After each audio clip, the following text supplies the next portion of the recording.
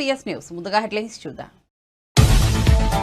అన్నమయ్య జిల్లా రాజంపేటలో ప్రజాగలం సభ. హాజరైన పవన్ కళ్యాణ్, చంద్రబాబు, మిథున్ రెడ్డి పిఠాపురం వచ్చి నన్ను ఓడిస్తారట అని పవన్ వ్యాఖ్య.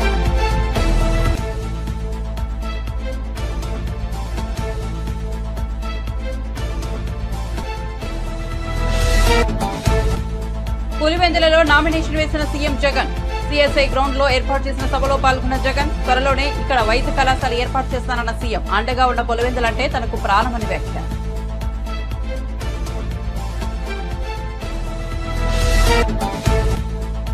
రఘునందన్ రావును గెలిపించండి, తెలంగాణలో 12 సీట్లు ఇవ్వండి అన్న అమిత్ షా. నరేంద్ర మోదీని మూడోసారి ప్రధాని చేద్దామని అమిత్ షా పిలుపు. అయోధ్య రామ మందిరం కోసం కశ్మీర్ ను భారత్ లో అంతర్భాగం చేసేందుకు మోదీ కృషి చేశారని ప్రశంస.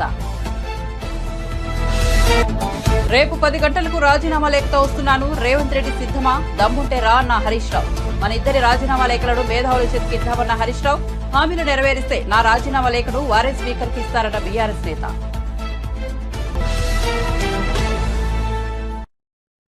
ఇక వార్త వివరాల్లోకి వెళ్తే అన్నమయ్య జిల్లా రాజంపేట లోక్సభ స్థానం నుంచి కూటమి అభ్యర్థిగా బీజేపీ నేత నల్లారి కిరణ్ కుమార్ రెడ్డి పోటీ చేస్తున్నారు. ఈ నేపథ్యంలో నేడు ఆసక్తికర దృశ్యం కనువిందు చేసింది. ఒకప్పుడు రాజకీయ ప్రత్యర్థిగా ఉన్న కిరణ్ కుమార్ రెడ్డి కోసం ఇవాళ టీడీపీ అధినేత చంద్రబాబు నాయుడు రాజంపేట విచ్చేశారు. కిరణ్ కుమార్ కు మద్దతుగా రాజంపేటలో ఏర్పాటు చేసిన కూటమి ప్రచార సభలో చంద్రబాబు పాల్గొని ప్రసంగించారు. మా దగ్గర అనుభవం ఉంది, చేయాలనే పట్టుదల ఉంది. మేము ఎప్పుడు కూడా ఆలోచించేది ఈ రాష్ట్రం బాగుండాలనే ఉద్దేశంతోనే మేమందరం ఇక్కడ కలిసి వచ్చాం.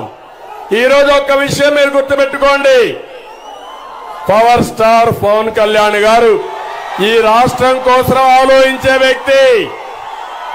2014లో పోటీ చేయకుండా ఎన్డీఏకి సహకరించిన వ్యక్తి, సపోర్ట్ చేసిన వ్యక్తి పవన్ కళ్యాణ్ గారు అని చెప్పి నేను మీకు తెలియజేస్తున్నా.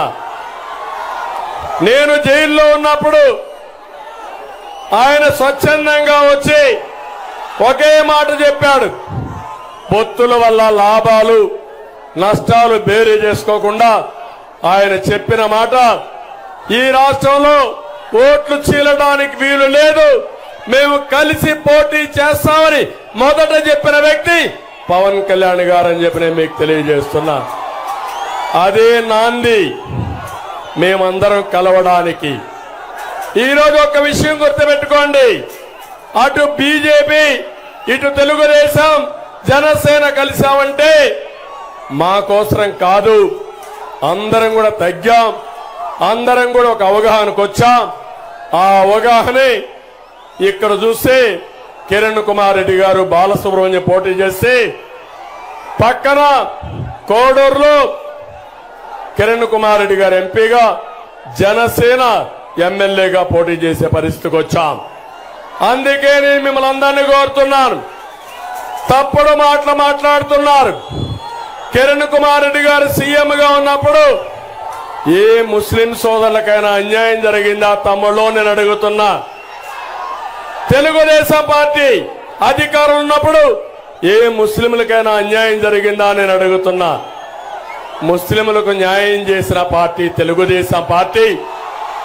అపోహలు సృష్టించి మిమ్మల్ని ఇబ్బంది పెట్టాలని ఆలోచించే పార్టీ ఈ వైఎస్ఆర్ కాంగ్రెస్ పార్టీ అని చెప్పి కూడా నేను మీకు తెలియజేస్తున్నా. ఇక్కడికి వచ్చినప్పుడు ముఖ్యమైన సమస్య రాజంపేటలో ప్రతి ఒక్కరూ ఆలోచించే సమస్య ఏది తమ్ముళ్ళు? గెస్ చేయండి మీరే. ఏది ఏది ఏది తెలుసు అంటే చేలిపైకి ఎత్తండి. ముఖ్యమైన సమస్య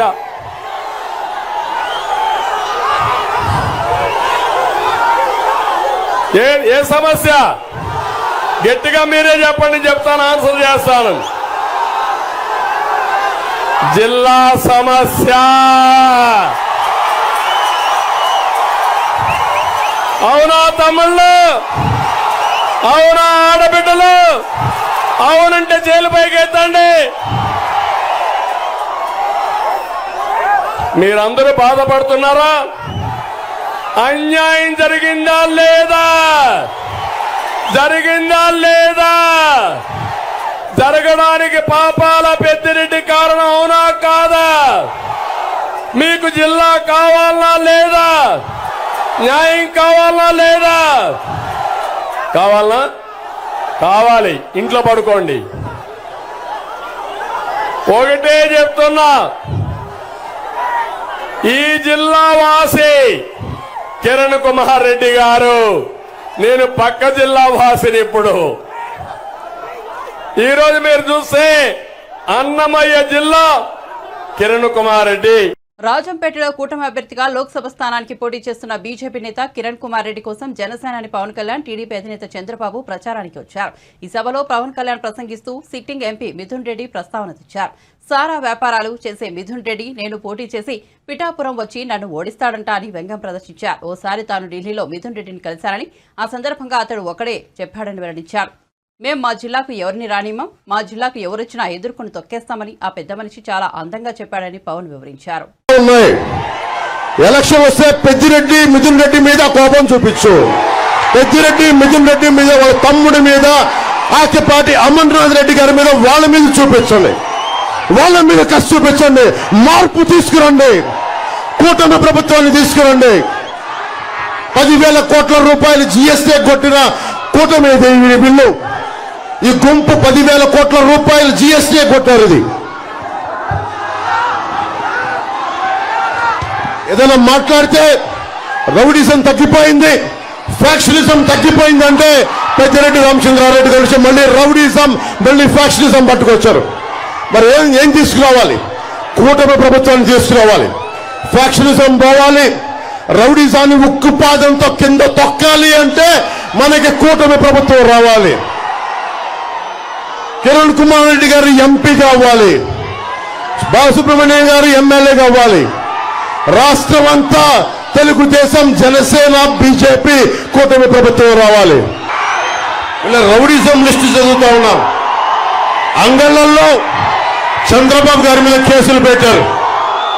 రౌడీజం ఏ స్థాయికి వెళ్ళిపోయిందంటే పుంగనూరులో 3 పంచాయతీలు తప్ప అన్ని ఏకగ్రీవం చేసుకున్నారు. ఇసుక టెప్పర్ మీద ఇలా పేరుంటే బెంగళూరు దాకా ఎవరు ఆపే హక్కు లేదు. పులిపర్ల మండలంలో మీలాంటి ఒక సగటు మనిషి, సామాన్యమైన కార్యకర్త అడిగితే 2 చేతులు ఎరగొట్టారు మిథున్ రెడ్డి గారి ప్రజలు, మనకి పెద్దిరెడ్డి గారి మనుషులు. బోరగమంద పంచాయతీలో ఒక కార్యకర్తకి అడ్డగోలుగా 2 కాళ్ళు నరికేశారు. ఏంటి దందా అని అడిగితే మరి మార్చాలా లేదా? పెద్దిరెడ్డి రామచంద్రారెడ్డి గారిని, మిథున్ రెడ్డి గారిని కిందకి తీసుకురావాలా లేదా? మీకుందా కోపం?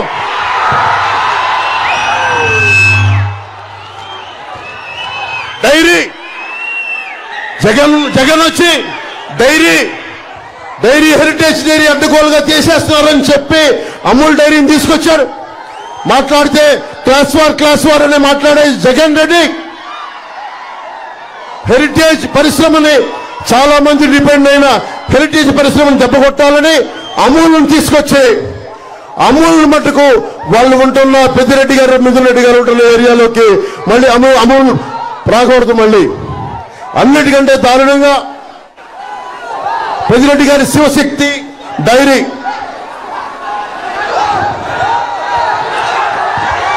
నేషనల్ డైరీ డెవలప్మెంట్ బోర్డు ఆధ్వర్యంలో నిర్వహిస్తా ఉన్నారు.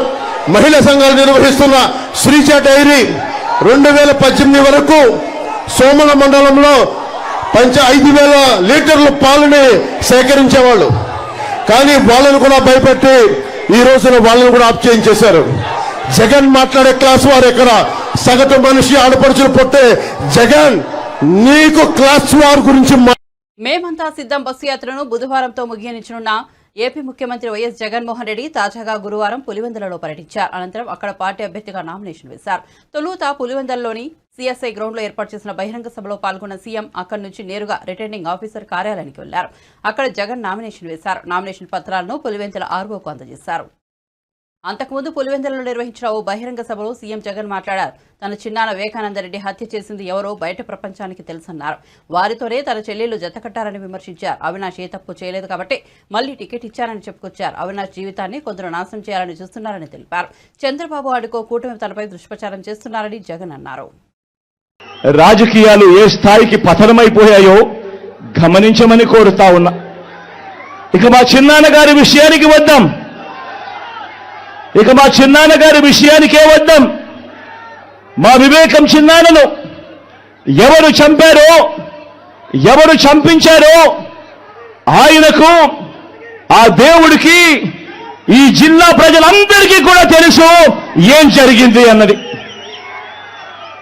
కానీ బురద జల్లేందుకు ఇద్దరు చెల్లెమ్మలను ఎవరు పంపించారో, వారు వెనకాల ఎవరు ఉన్నారో మాత్రం మీ అందరికీ కూడా రోజు కనిపిస్తూనే ఉంది. ఇంకా ఆశ్చర్యం ఏమిటో తెలుసా? వివేకం చిన్నారను అతి దారుణంగా చంపి, అవును నేనే చంపాను అని అతి హేయంగా బహిరంగంగా చెప్పుకుంటూ తిరుగుతున్న హంతకుడికి మద్దతు ఇస్తున్నది ఎవరు? మీరే రోజు చూస్తున్నారు కదా అని అడుగుతా ఉన్నాను.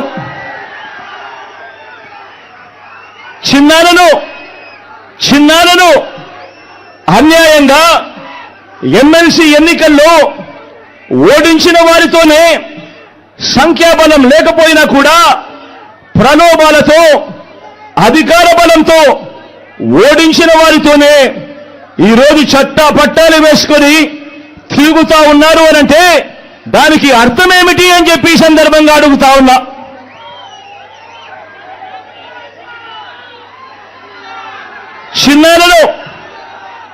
చిన్నానకు రెండో భార్య ఉన్న మాట వాస్తవం అవునా కాదా? ఆ రెండో భార్యతో తనకు సంతానం ఉన్న మాట వాస్తవం అవునా కాదా? అవినాష్ అక్కడికి ఎవరు ఫోన్ చేస్తే వెళ్ళాడు వంటి అనేక ప్రశ్నలు అవినాష్ తన అనేక ఇంటర్వ్యూస్లో, తన ప్రెస్ కాన్ఫరెన్స్లో తాను లేవనెత్తిన ప్రశ్నలు సహేతుకమే కదా అని చెప్పి ఎవరైనా అవినాష్ వైపు ఎవరైనా మాట్లాడితే చాలు వెంటనే వారి మీద కూడా అడ్డగోలు ఆరోపణలు చేస్తూ కుట్ర రాజకీయాలు చేస్తా ఉండడం ధర్మమేనా అని చెప్పి ఈ సందర్భంగా ప్రతి ఒక్కరిని కూడా అడుగుతా ఉన్నా. ఆలోచన చేయమని చెప్పి ప్రతి ఒక్కరిని కూడా అడుగుతా ఉన్నా. ఇలా చిన్నాన్నను ఓడించిన వారిని గెలిపించాలని తిరగడం కంటే దిగజారుడు రాజకీయాలు ఎక్కడైనా ఉంటాయా అని చెప్పి ఈ సందర్భంగా అడుగుతా ఉన్నా.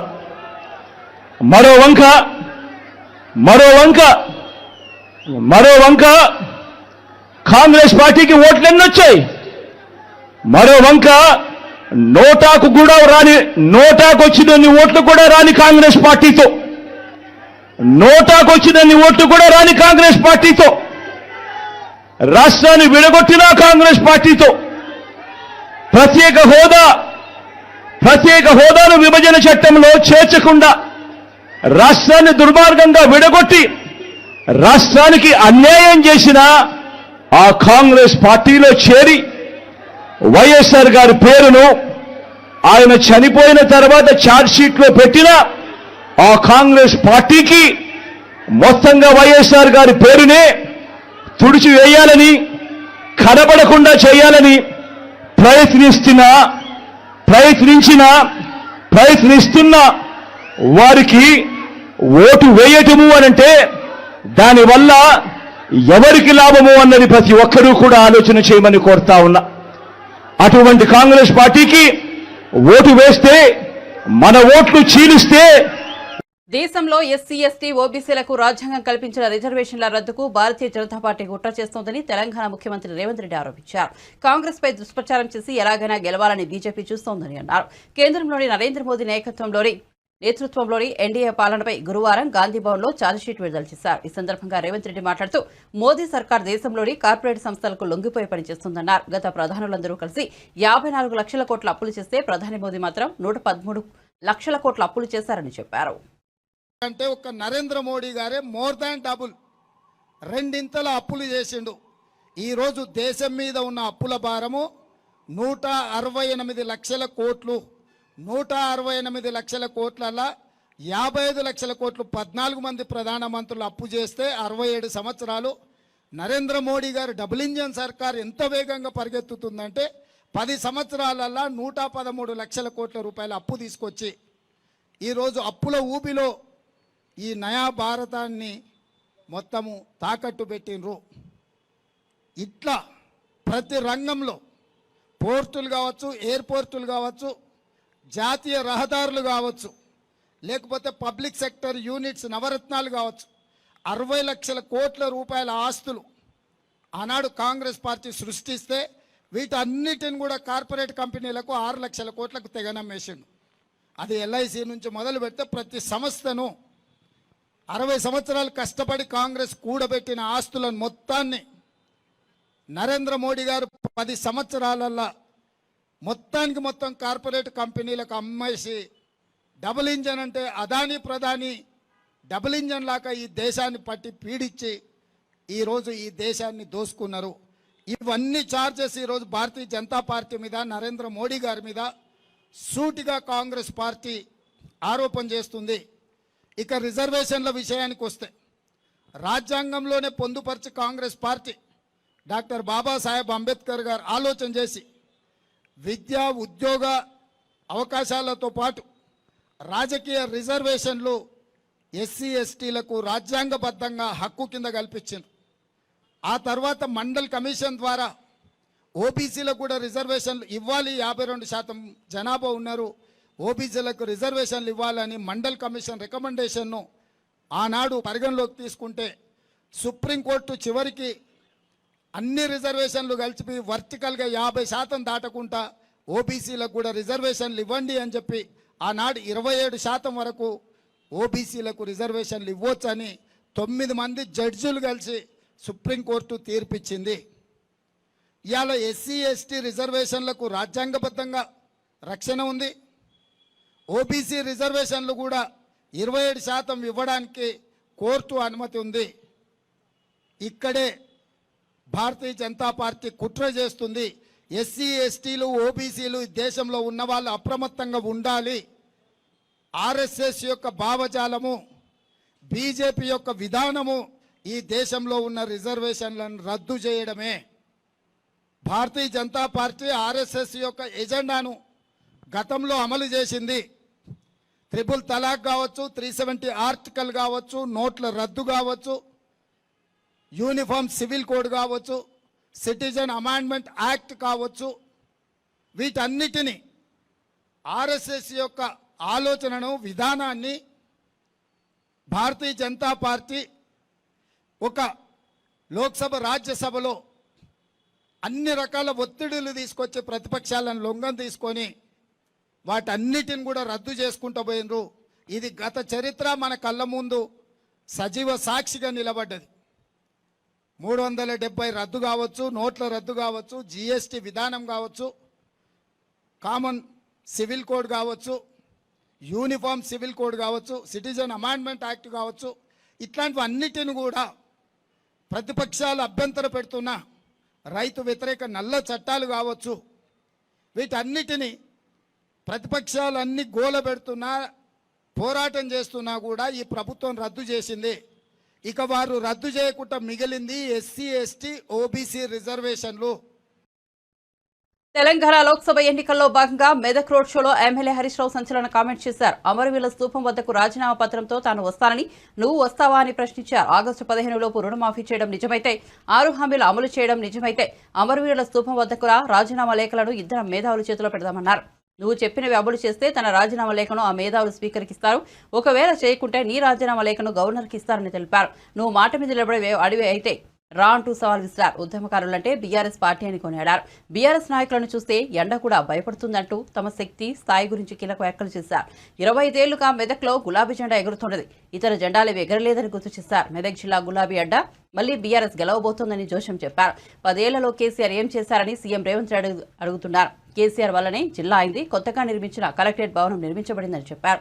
కాబట్టి నామినేషన్ కు మెదక్ వచ్చినట్లు తెలిపారు.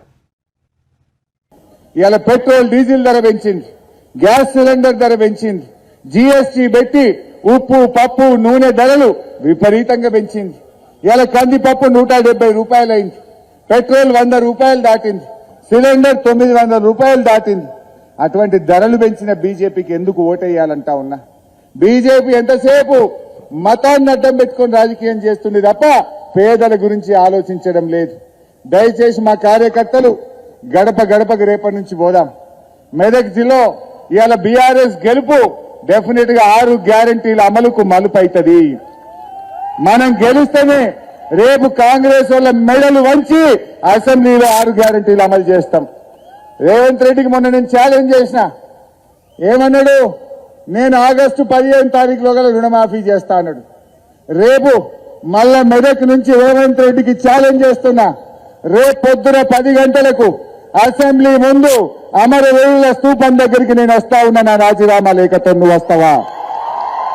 నువ్వు రాతమ్ముంటే నువ్వు ఆగస్టు 15లోగా రుణమాఫీ చేసేది నిజమైతే, ఆగస్టు 15లోగా బాండ్ పేపర్ మీద రాసిచ్చిన 6 గ్యారంటీలు అమలు చేసే నిజమైతే రేపు గన్ పార్క్ దగ్గరికి మనమిద్దరం రాజీనామా లేఖలను మేధావుల చేతుల్లో పెడదాం.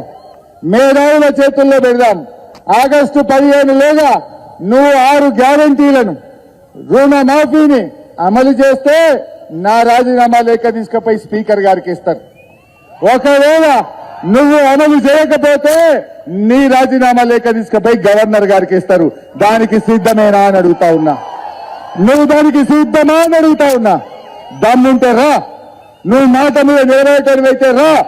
కానీ రాకపోతే తెలంగాణ ప్రజలకు అర్థమైతుంది నువ్వు కొడంగల్ రాజకీయ సన్యాసం తీసుకున్నావన్నట్టు తోక ముడిచినట్టే. ఇప్పుడు కూడా నువ్వు తోక ముడిచినట్టే.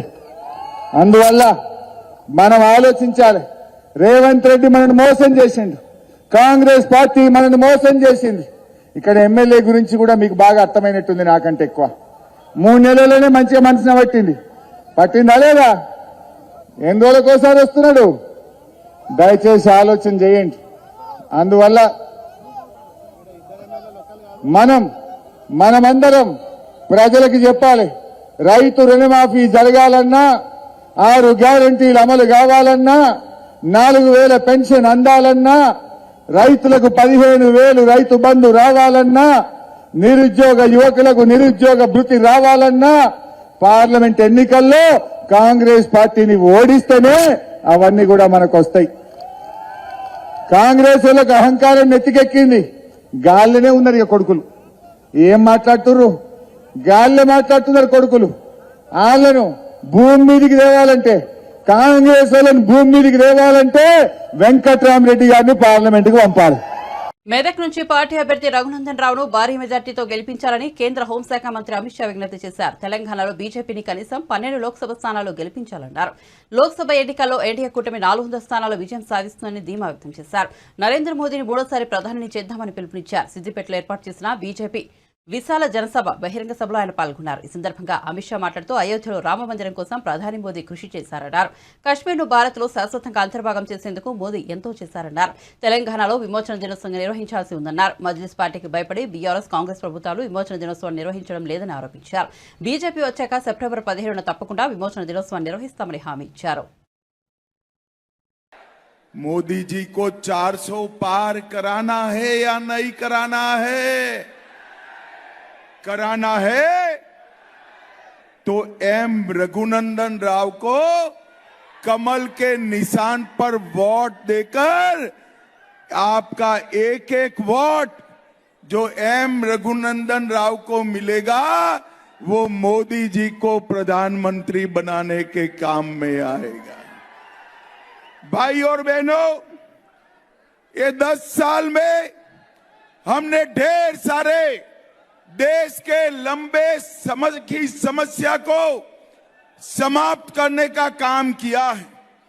मुझे बताओ मेडक वालों, अयोध्या में राम मंदिर बनना चाहिए या नहीं बनना चाहिए? जोर से बोलो, बनना चाहिए या नहीं बनना चाहिए? ये कांग्रेस पार्टी, टीआरएस पार्टी जरा भी नहीं चाहती थी कि अयोध्या में राम मंदिर बने। नरेंद्र मोदी जी ने 5 साल में केस भी जीता, भूमि पूजन भी किया और प्राण प्रतिष्ठा कर कर जय श्री राम कर दिया। भाई और बहनों, मोदी जी ने धारा 370 हटाकर कश्मीर को हमेशा के लिए भारत के साथ जोड़ने का काम नरेंद्र मोदी जी ने कहा। मुझे बताओ, कश्मीर भारत का हिस्सा है या नहीं है? मेडक वालों, जोर से बोलो, है या नहीं है? ये टीआरएस और कांग्रेस पार्टी दोनों ने यहां पर भ्रष्टाचार किया है। भाई और बहनों, इतने कम समय में कांग्रेस पार्टी ने तेलंगाना को दिल्ली का एटीएम बनाकर रख दिया है। जो टीआरएस ने भ्रष्टाचार किया था, वो भ्रष्टाचार का, चाहे कालेश्वरम का हो, चाहे भूमि घोटाला हो, एक की भी जांच कांग्रेस पार्टी नहीं कर रही है। टीआरएस और कांग्रेस पार्टी दोनों मिले हुए हैं। और अगर मैं आज कहकर जाता हूं, आप तीसरी बार मोदी जी को प्रधानमंत्री बनाओ, मोदी जी तेलंगाना को ये भ्रष्टाचार से मुक्त कराने का काम नरेंद्र मोदी जी करेंगे। भाई और बहनों, मुझे बताओ कि यहां पर तेलंगाना विमोचन दिन मनाना चाहिए या नहीं मनाना चाहिए? जोर से बोलो, मनाना चाहिए या नहीं मनाना चाहिए? ये टीआरएस और कांग्रेस पार्टी दोनों तेलंगाना विमोचन दिन इसलिए नहीं मनाते हैं कि वो బాపట్ల జిల్లా చీరాల నియోజకవర్గ ఎన్డీఏ కూటమి అభ్యర్థి ఎం కొండయ్యకు మద్దతుగా టాలీవుడ్ యంగ్ హీరో నిఖిల్ సిద్ధార్థ ఎన్నికల ప్రచారంలో పాల్గొన్నారు. కొండయ్య గురువారం చీరాల అభ్యర్థిగా నామినేషన్ దాఖలు చేశారు. అంతకుముందు ఆయన చీరాల మండల పరిధిలోని హస్తనాపురంలోని గణేశుడు ఆలయం నుంచి చీరాల వరకు భారీ ర్యాలీ నిర్వహించారు. ఈ ర్యాలీలో నటుడు నిఖిల్తో పాటు టీడీపీ, జనసేన, బీజేపీ కార్యకర్తలు, నేతలు భారీ సంఖ్యలో పాల్గొన్నారు. ఈ సందర్భంగా నిఖిల్తో ఫోటోలు దిగేందుకు జనాలు ఎగబడ్డారు. ఆయన కూడా వారితో చేతులు కలిపి సెల్ఫీలు దిగారు. ఈ ర్యాలీలో భాగంగా గడియార స్తంభం కూడలిలో నిఖిల్ ప్రసంగించారు. చిరునవ్వులు చీరాల కావాలంటే కూటమి అభ్యర్థి కొండయ్యకు ఓటు వేసి గెలిపించాలని ఓటర్లను అభ్యర్థించారు. అలాగే రాష్ట్ర అభివృద్ధి చంద్రబాబు నాయుడుతోనే సాధ్యమని నిఖిల్ పేర్కొన్నారు.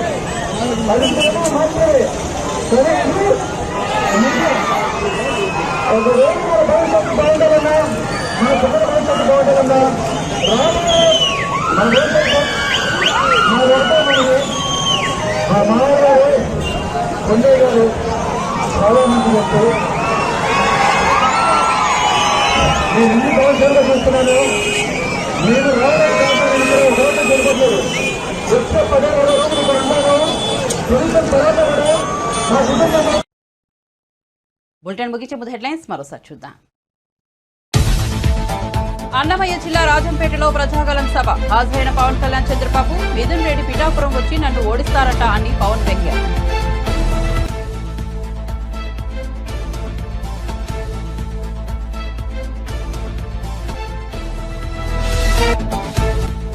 పులివెందులలో నామినేషన్ వేసిన సీఎం జగన్. సిఎస్ఐ గ్రౌండ్ లో ఏర్పాటు చేసిన సభలో పాల్గొన్న జగన్, త్వరలోనే ఇక్కడ వైద్య కళాశాల ఏర్పాటు చేస్తానన్న సీఎం. అండగా ఉన్న పులివెందులంటే తనకు ప్రాణమని వ్యాఖ్య.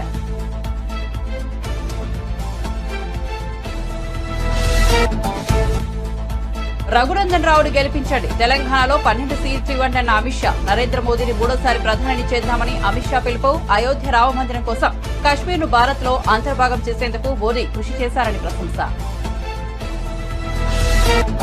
రేపు 10 గంటలకు రాజీనామా లేఖతో వస్తున్నాను, రేవంత్ రెడ్డి సిద్ధమా? దమ్ముంటే రా అన్న హరీష్ రావు. మన ఇద్దరి రాజీనామా లేఖలను మేధావుల చేతికిద్దామన్న హరీష్ రావు. హామీలు నెరవేరిస్తే నా రాజీనామా లేఖను వారే స్పీకర్కి ఇస్తారట బీఆర్ఎస్ నేత. మరిన్ని అప్డేట్స్ కోసం చూస్తూనే ఉండండి PS న్యూస్.